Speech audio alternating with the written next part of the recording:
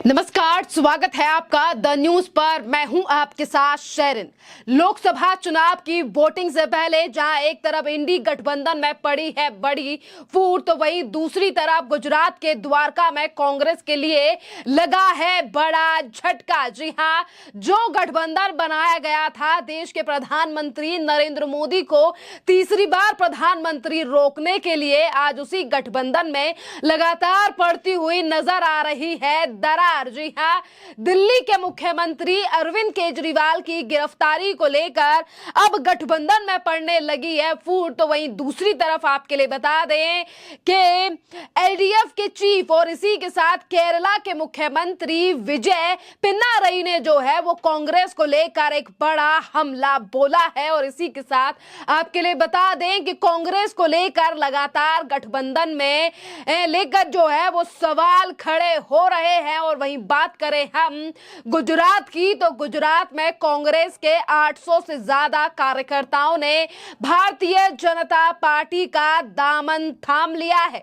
एक तरफ Rahul Gandhi social media के माध्यम से लगातार देश की मोदी सरकार पर हमलावर नजर आ रहे हैं। वो ये कहते हैं कि डिक्टेटरशिप को रोकने के लिए जो है ये गठबंधन बनाया गया है, पर अब इसी गठबंधन के जो है वो दो फाड़ होती हुई नजर आ रही है। जी हां, जिस तरीके से अरविंद केजरीवाल की गिरफ्तारी को लेकर एक बड़ा हमला जो है वो केरल के सीएम की तरफ से राहुल गांधी और कांग्रेस के ऊपर एक बड़ा हमला बोला गया है।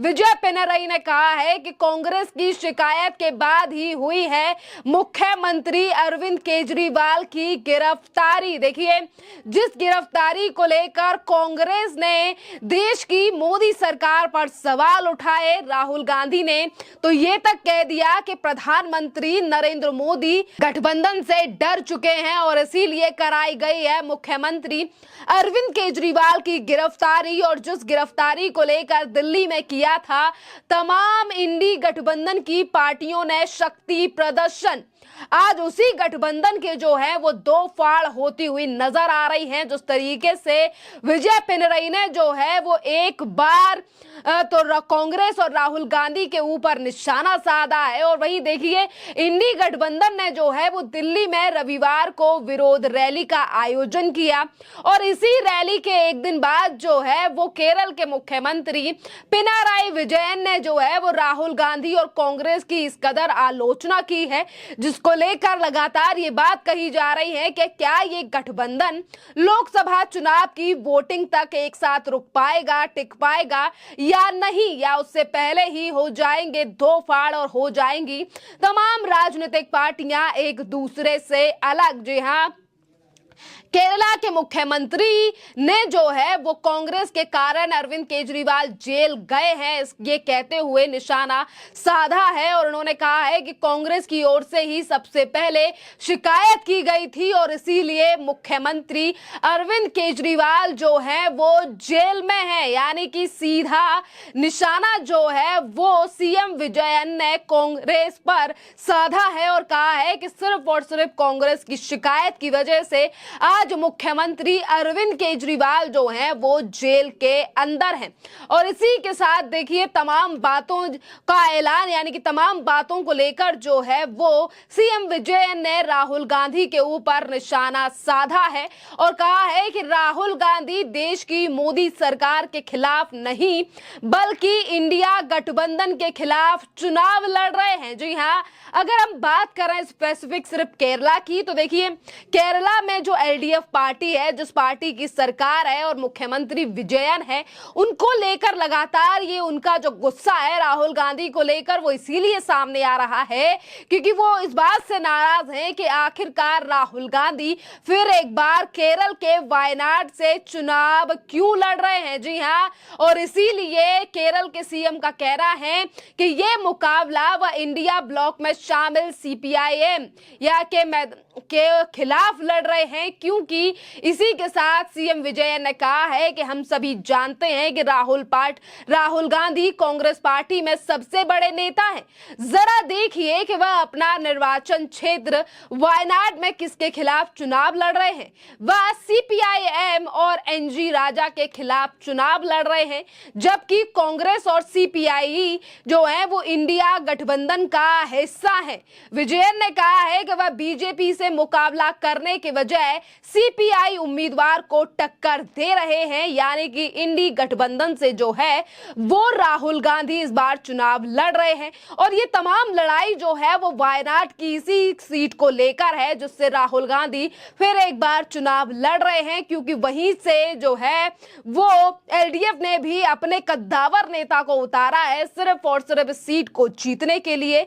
और इससे पहले भी राहुल गांधी की उम्मीदवारी को लेकर ममता बनर्जी भी कई बार हमला बोल चुकी हैं। उन्होंने तो ये तक कहा था कि राहुल गांधी को जो है वो वायनाड से नहीं बल्कि बनारस से चुनाव लड़ना चाहिए। इस कदर की बातें जो हैं वो आज विपक्ष राहुल गांधी को लेकर कह रहा है।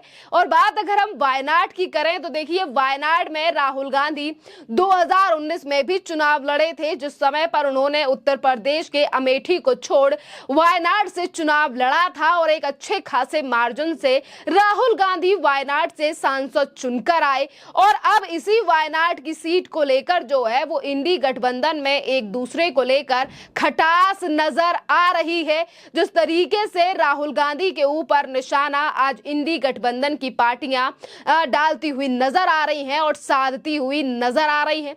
बात अगर हम करें कि केरल के सीएम ने कहा है कि कांग्रेस ने ही शिकायत की, इसीलिए आज मुख्यमंत्री अरविंद केजरीवाल जो हैं वो जेल में हैं। तो देखिए, इंडी गठबंधन में आम आदमी पार्टी और कांग्रेस के एक साथ आने से पहले ये दिल्ली में जो शराब घोटाला हुआ, इसको लेकर कई बार जो है वो कांग्रेस ने शिकायत दर्ज भी कराई, दिल्ली में कई धरने प्रदर्शन भी किए और कांग्रेस पार्टी के नेताओं ने जो है वो अरविंद केजरीवाल के खिलाफ मोर्चा भी खोला कि किस तरीके से दिल्ली में जो है ये शराब की दुकानें खुलाई गई।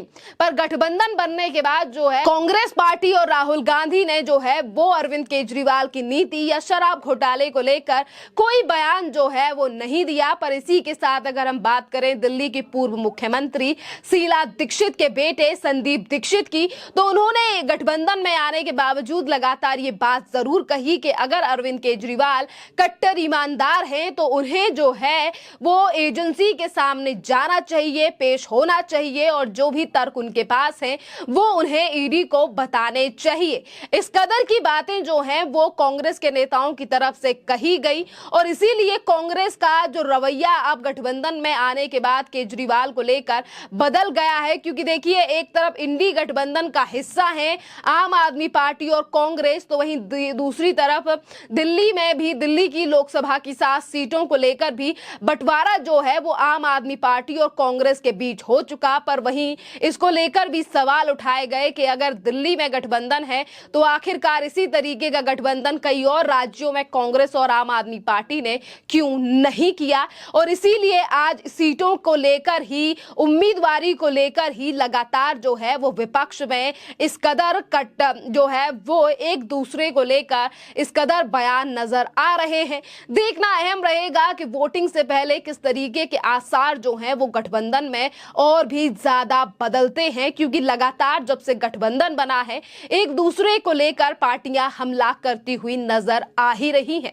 खैर, इस पूरे मामले पर आप लोगों की जो भी राय हो आप हमें कमेंट कर जरूर बताइए। धन्यवाद।